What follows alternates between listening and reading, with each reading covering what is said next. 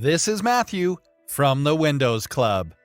If forwarded emails are not being saved in the sent folder of your Microsoft Outlook application, then either read through this article on the website or simply watch this video.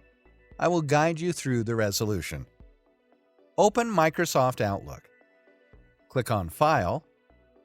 Select Options from the menu. Go to the Mail tab on the left-hand side. In the right pane, scroll down to Save Messages section. Check the box associated with Save Forwarded Messages.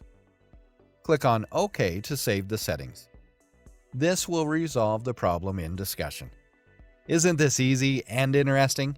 If you have any doubts, please go to the original article on the Windows Club and write your question.